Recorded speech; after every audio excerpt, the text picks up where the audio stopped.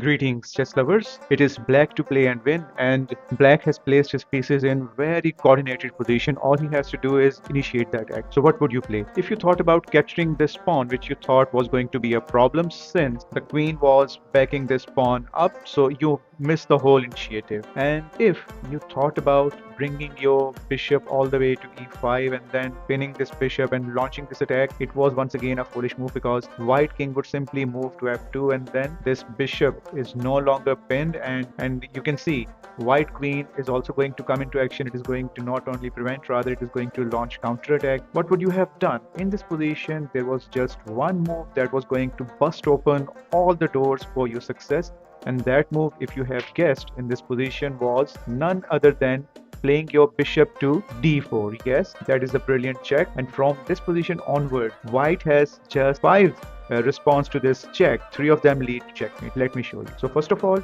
if it was a bullet game and you would have captured it with the pawn, then bam, straight away check. And if after this d4 move, if you had brought your queen to f2, which was very unlikely, once again checkmate. As you can see, this queen is pinned and this rook is protecting this queen, so checkmate. And in another possibility, if let's say after this move queen had played e3, it was going to be checkmate once again. And now let me show you the other variations, because after this move d4 there were two ways in which this game would have prolonged. Number one, this rook, if it had been played into f2, or the safest square for white king was come here. So let's say if rook had come here, we would have given the check. As you can see, this rook is pinned, this bishop is pinned, so nothing can be done. So king will have to move to f1, and then we are going to launch the counter attack. As you can see for yourself, rook has taken the bishop, and now white is going to play a seemingly stupid move. You can see it is going to just give a check, because this check was meant to prevent us playing from queen to g1. So but still it is going to be useless. Our king is going to slide to b8, and after that our queen is going to be captured. But we are going to capture, not just capture, we are going to give the check to white king. And after that, if white king is going to come for our rook, we are simply going to give another check, and after that white king will have to retreat, and then we are going to win the rook. And now we have four pieces. You can see 2, 3, 4, while white has just 1 and 2. And from this position onwards, it was pretty easy for white to win. And last position, after this bishop to d4 check, if king had slided to there, we would have still launched the attack.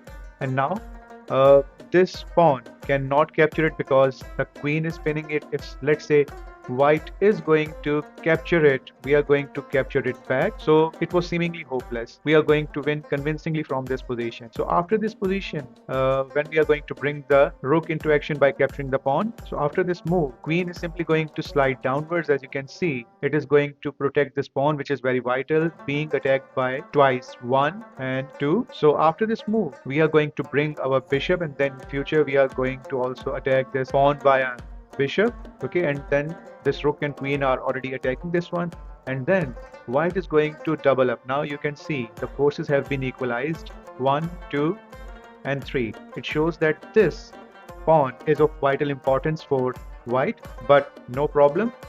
We would try to threaten the queen, but the queen is going to come here and try to exchange itself, but we are not going to do that. Rather, we are going to take queen slightly upwards, making room for this rook to come here.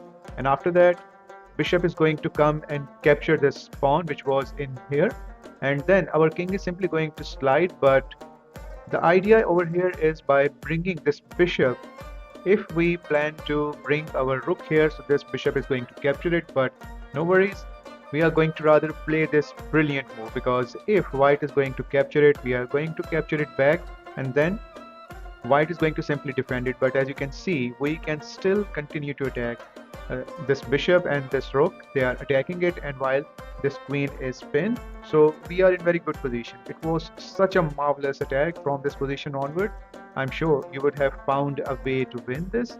I hope you have enjoyed this video. Thank you for watching, and don't forget to subscribe to my channel.